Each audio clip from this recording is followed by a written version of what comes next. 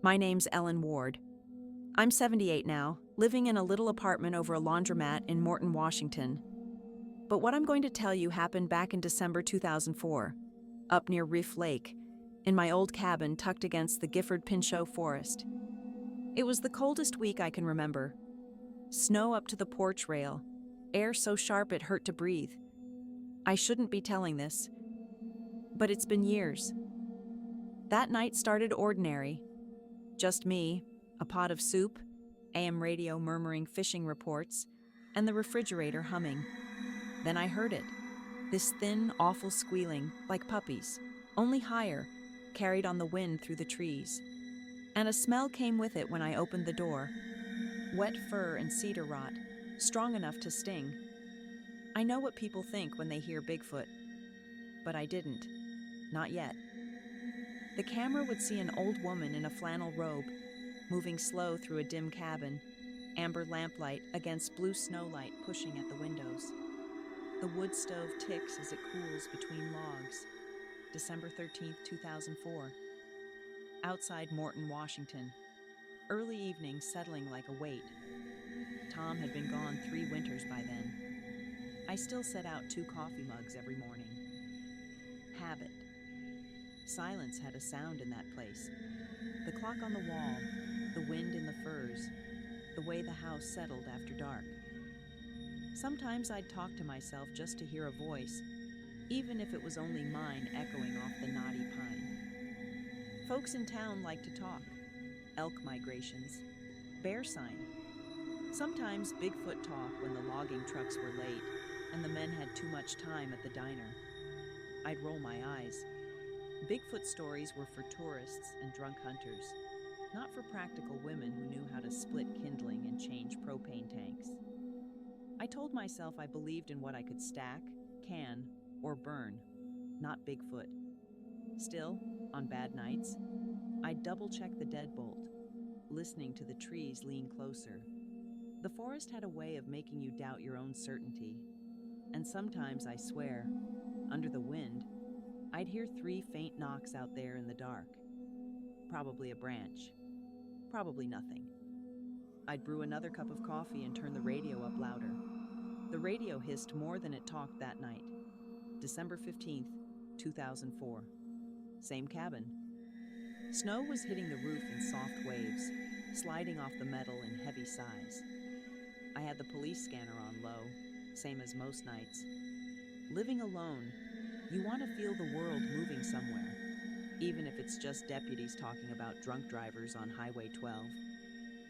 A deputy's voice came through, clipped and bored, talking about a call-up near Cosmos Road. Unusual vocalizations, he said, like he was reading off a form.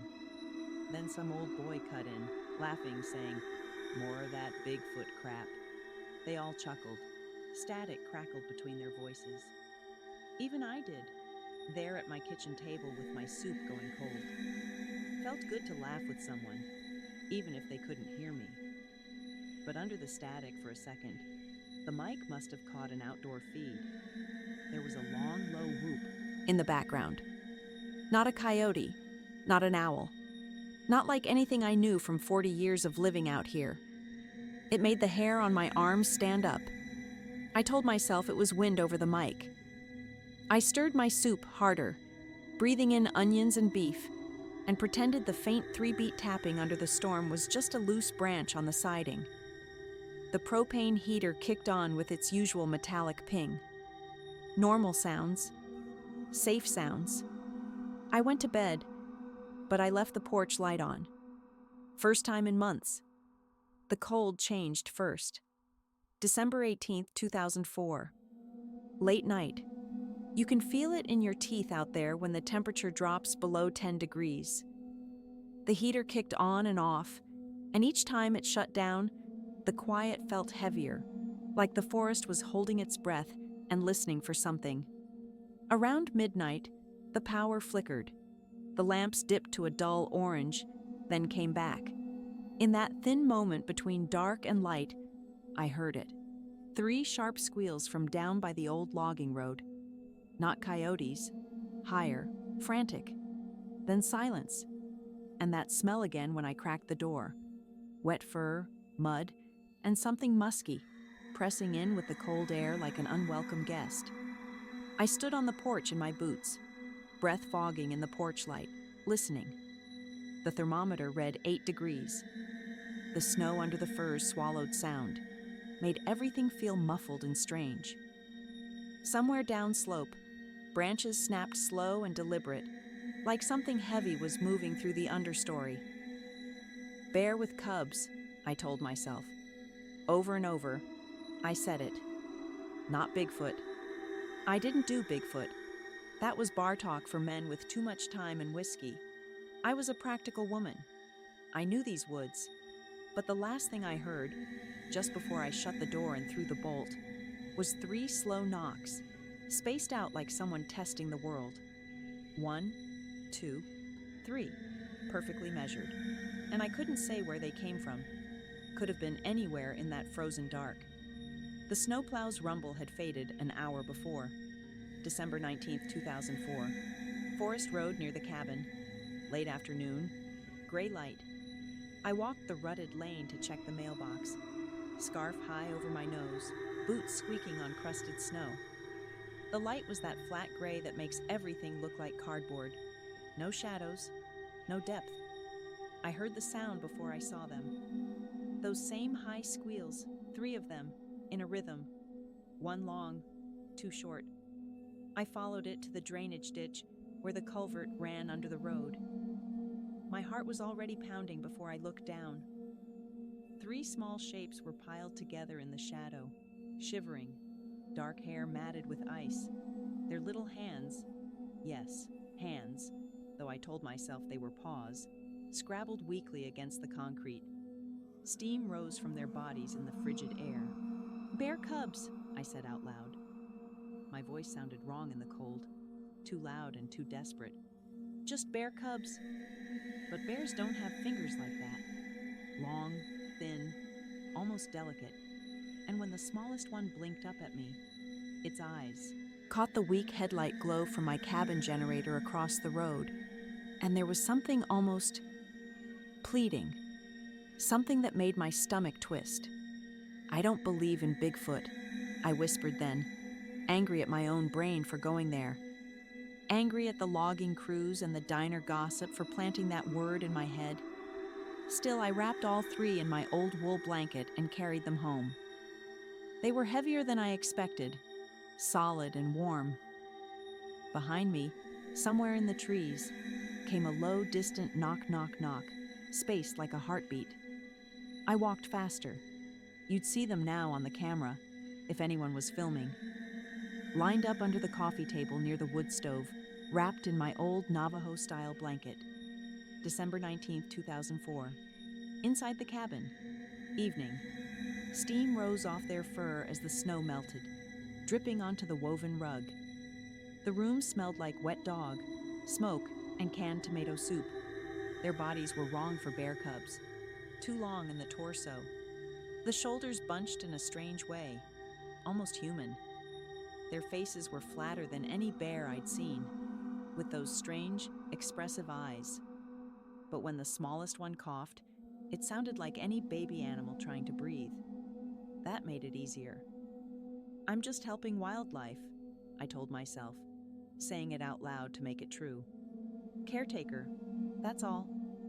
I didn't say Bigfoot, not even in my head. Saying Bigfoot felt like turning on a light you couldn't shut off, like admitting something that would change everything. I warmed goat's milk on the stove, checked the labels twice with shaking hands.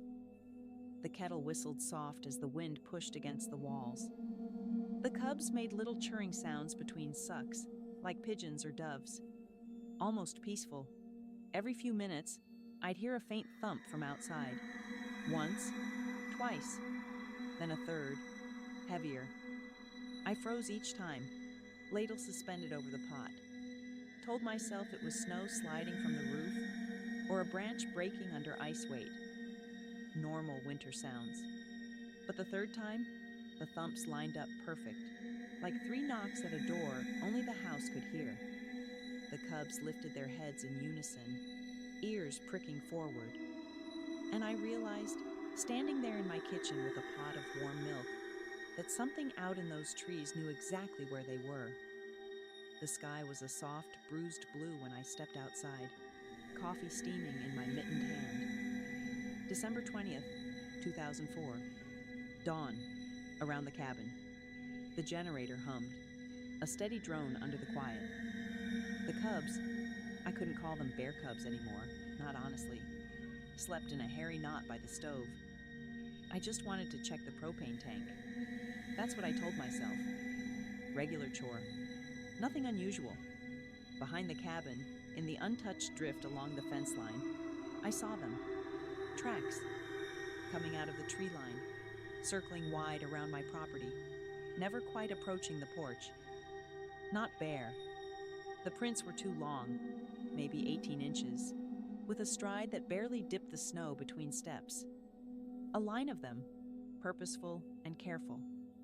And next, to some of the bigger prints, smaller ones, like something had been pacing, shifting weight, standing in place.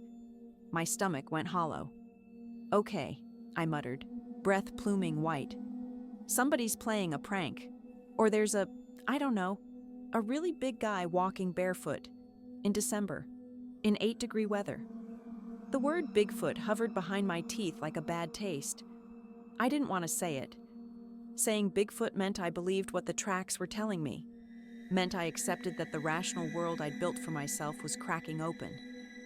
A gust of wind lifted cedar scent and the faint musk of wet fur from the cabin vent. From the tree line came 1, 2, 3 hollow knocks that echoed just enough to make it impossible to tell where they started. The sound bounced between the firs, multiplying. I went back inside and locked the door. Checked the windows. Pushed a chair under the doorknob, even though I knew it wouldn't help against something that could leave prints like that. That was the last morning I felt safe in my own home. You learn to live by background noise when you're alone. The fridge humming, the wind pushing through the eaves, the soft crackle of the stove. December 21st, 2004, cabin interior, nightfall, deep freeze. That night, all at once, everything felt muted. Even the wind sounded like it was holding its breath. The cubs grew restless as the sun bled out behind the trees. They paced the living room, claws clicking on the old hardwood. Every so often, they'd all turn toward the front door at once and whine low, noses working the air, smelling something I couldn't. Something that made them anxious and alert. I should call Fish and Wildlife, I told myself, dialing the number twice and hanging up both times. What could I say?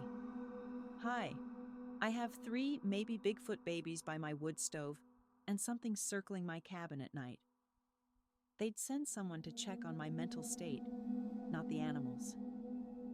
The word Bigfoot made my tongue feel clumsy, but I thought it, there in the dim light with the last of the sunset fading, and the smallest cub looked right at me like it had heard. Its eyes reflected amber in the lamplight. Then the wind just stopped. No rattle on the windows. The trees outside went still, black against a dull gray sky. The silence was so complete I could hear my own heartbeat in my ears. And under that heavy quiet came 3 knocks, slow and deliberate, from somewhere past the tree line, deep enough to feel in my chest. The cubs whined louder, pressing against each other. I stood in the middle of my living room, surrounded by 40 years of accumulated life, Tom's hunting magazines, my mother's quilts, the water-stained ceiling tiles I'd never replaced, and understood that something was coming closer, something that wanted what I had. And I had no idea what to do about it.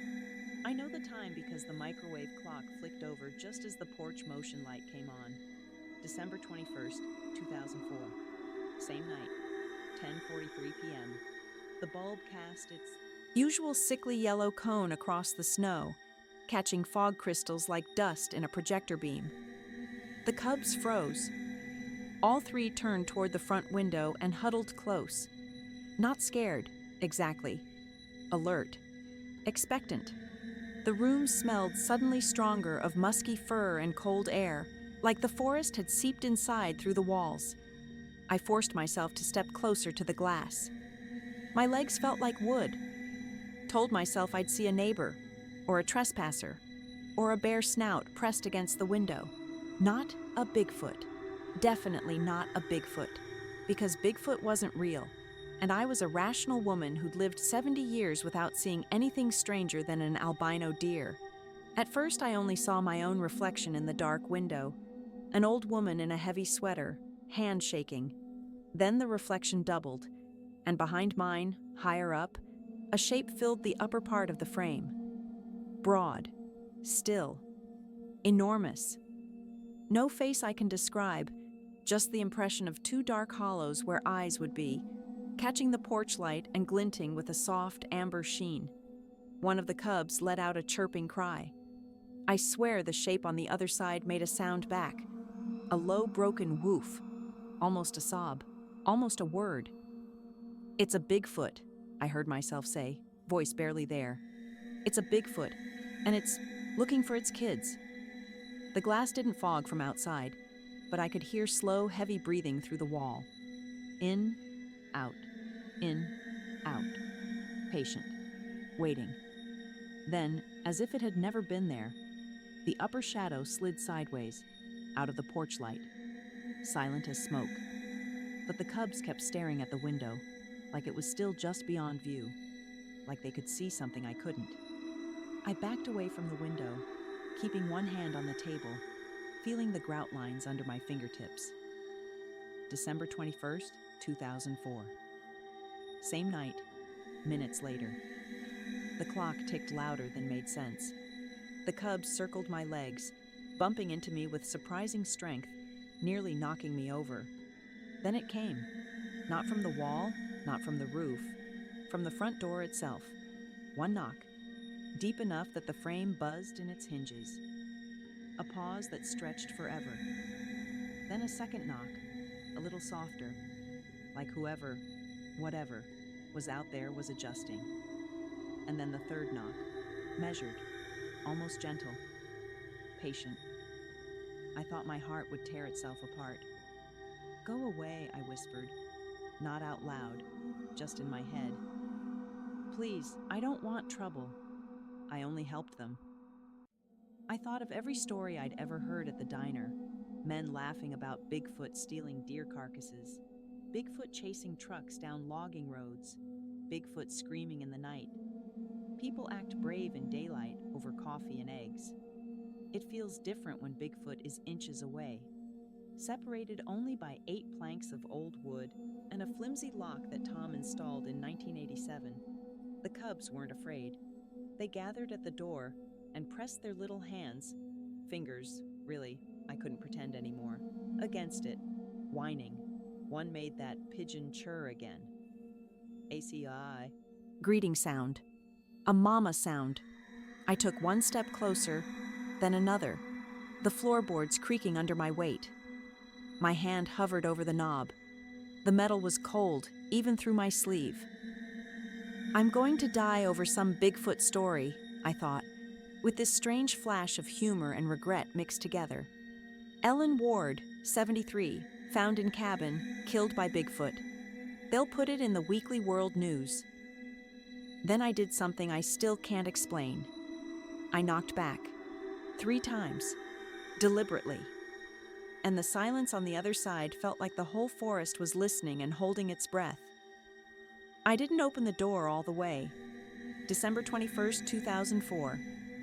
Same night, just before midnight. I'm not that brave. I clicked the chain across and eased it open 3 inches. Just enough for knife-cold air and the smell to flood in. Wet fur, earth, something like wild mushrooms after rain. And underneath it all, something warm, alive.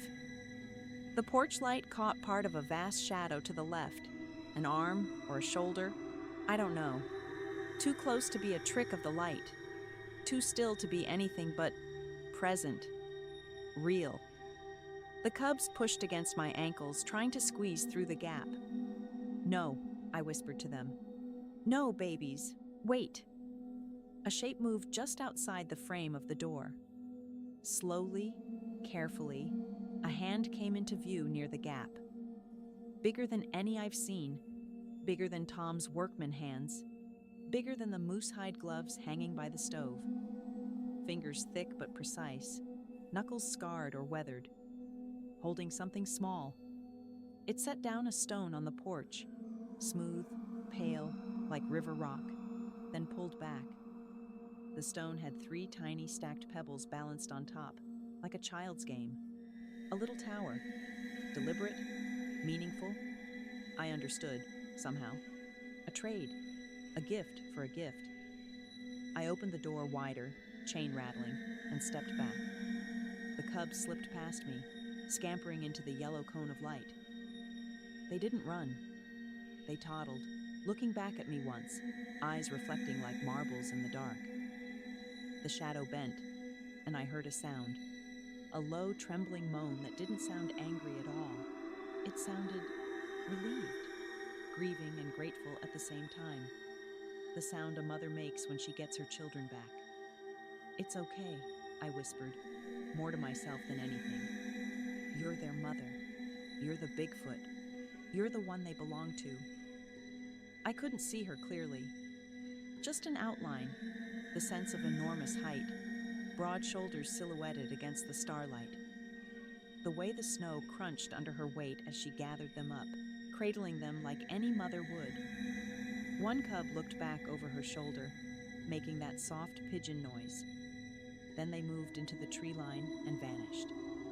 The porch light flicked off by itself, bulb burned out or something else. On the boards by my feet, the little rock tower stayed standing, frosted in blue moonlight. Inside, the house was so quiet I could hear the fridge motor kick back on. I barely slept. December 22nd, 2004. Dawn. Cabin and tree line. When I did drift off, I dreamed of the 3 knocks, over and over, echoing through an empty house that stretched on forever. By morning, the storm had eased. A weak, cold yellow light seeped through the curtains. Out back, I found new tracks crossing the yard. Big ones, deeper than before, the edges softened where the snow had slumped overnight. Smaller prints clustered close around them, 4 sets now instead of 3. No sign of struggle, just a clean line heading into the timber and out of sight, purposeful and direct. Inside, the blanket by the stove was still damp with melted snow and something like baby smell, sweet and sour at once. The smell of young things.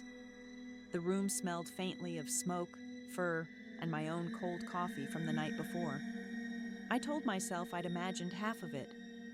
That grief and isolation and late-night radio had twisted a normal bear encounter into a Bigfoot story in my mind. People see what they need to see. The brain fills in gaps. Tom used to say that when I'd swear I heard footsteps in the attic.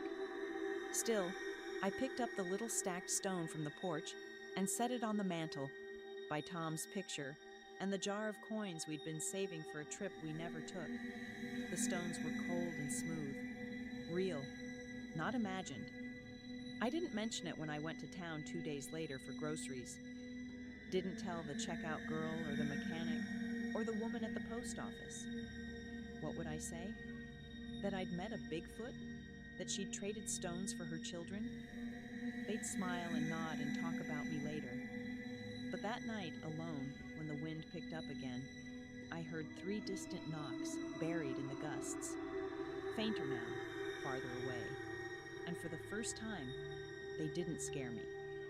They sounded like goodbye, or thank you, or maybe just acknowledgement, one creature to another across the divide. The sound now is different. Years later, 2013, small apartment over a laundromat, Morton, Washington. Washers churning below me. Someone's TV through the thin wall. No more tree creaks.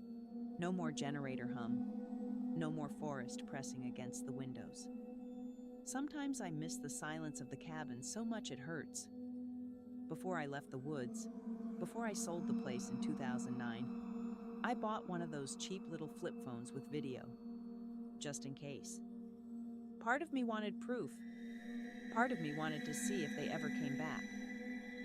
One night in 2006, I left a bowl of apples on the porch and set the phone on the window ledge, recording. When I played it back later, alone at the kitchen table with my hands shaking, I heard heavy footsteps in the snow, a soft huff of breath, and then, clear as anything, 3 knocks on the railing, spaced just like before. I could have put that clip online, sent it to a show. Elderly widow proves Bigfoot exists. You'd have seen my porch, the apples gone, a shadow at the edge of the flashlight beam. Fuzzy, but there. Real. But I didn't. I sat with that phone for 3 days, staring at the file. Then I deleted it. I realized I didn't want people chasing them, turning that mother, that Bigfoot family, into a prize, into a target. There are men who'd go into those woods with guns and cameras and traps, who'd tear apart the forest looking. Sometimes I wonder if protecting them was the only brave thing I ever did, the only thing that mattered. You ask me if I'm sure, if I know what I'm saying. Present day, same apartment, late night, rain on the window. I know how it sounds. An old woman, alone in the woods, grieving her husband, suddenly seeing Bigfoot behind every tree. I've told myself that story too, on the bad nights when the medication makes me foggy.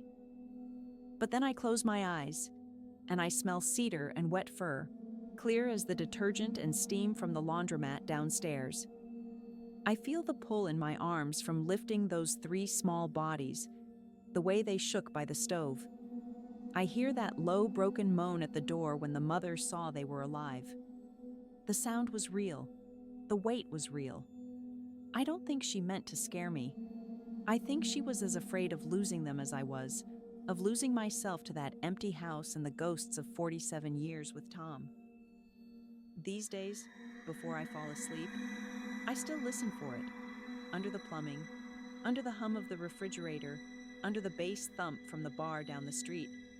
That gentle pattern from so long ago. 3 soft knocks. Maybe it was all grief and winter and imagination. Maybe the brain does strange things when you're alone too long. Maybe there really was a Bigfoot family in those trees, and she trusted me with the most precious thing she had. I don't need to prove it. The stones are still on my shelf. The memory is still clear. It wasn't a story for the world. It was a warning, a gift, a moment of understanding between 2 mothers, and somewhere out there, in the dark timber of the Gifford Pinchot, a memory that knocks back.